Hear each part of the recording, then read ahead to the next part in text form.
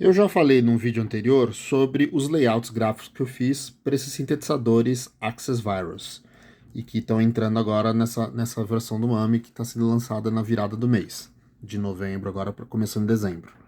Mas depois que eu trabalhei nesse desenho dessas interfaces, eu resolvi retomar um projeto pessoal meu, que é um emulador do Technics KN5000, que hoje em dia tem um layout no MAMI que é funcional, mas não é muito bonito.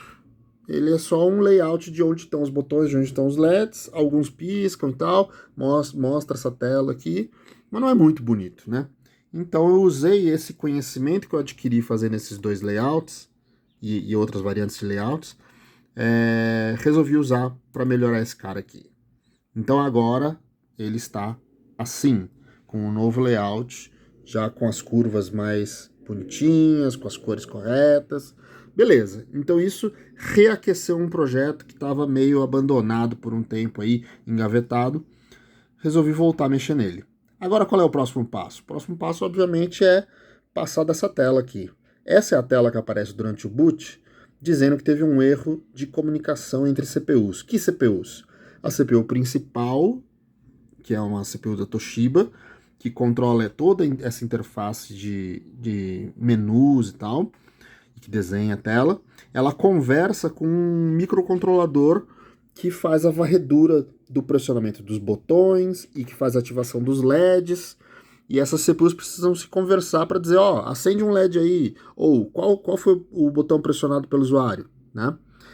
E essa comunicação entre as CPUs não tá emulada ainda.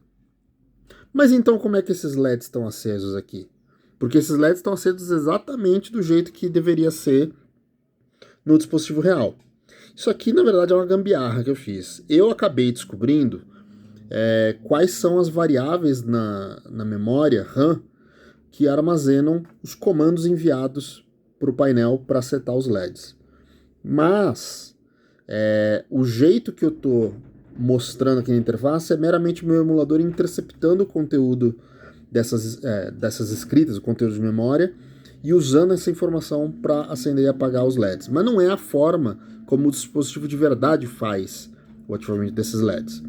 Então, o jeito certo de emular, que foi o que eu não fiz ainda, é implementar suporte à interface serial no processador principal e implementar em alto nível, porque a gente não tem o dump ainda do microcontrolador, então tem que fazer uma implementação de alto nível do protocolo de comunicação serial, e aí com isso fazer a ativação dos LEDs e também a leitura dos botões. No caso, aqui eu consegui fazer a gambiarra de ativar os LEDs interceptando esse conteúdo da memória, mas eu não consegui fazer uma gambiarra similar para os botões. Então, quando eu abro o emulador, ele simplesmente não reage ao pressionamento de botões. Apesar de acender os LEDs corretamente, eu não consigo interagir. Tá? Então, o próximo passo foi começar a estudar como é que funciona. Como é que funciona o circuito. Então, aqui tem um pedacinho do datasheet do processador principal, mostrando como que é o canal de comunicação serial dessa CPU, e é isso aqui que eu preciso implementar no emulador, tá? Mas eu descobri umas outras coisas. Vou abrir aqui o emulador. Eu descobri que tem uma variável lá que tem umas flags que dizem se passou no teste de comunicação.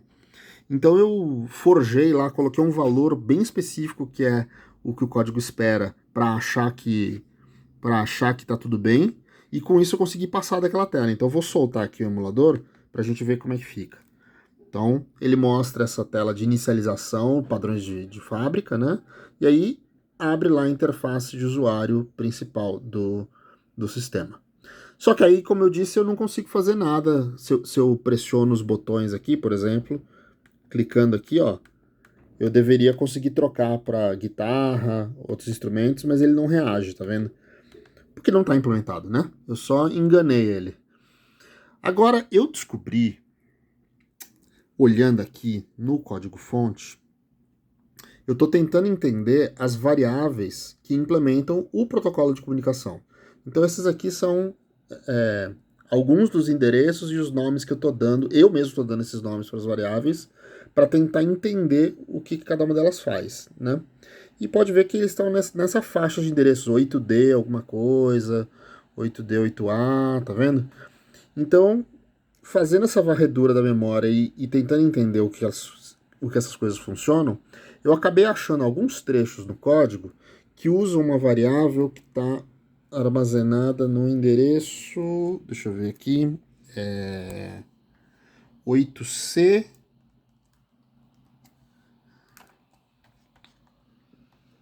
Não, quero ver. 8C. Na outra tela aqui. Aqui. 8D. 8D36.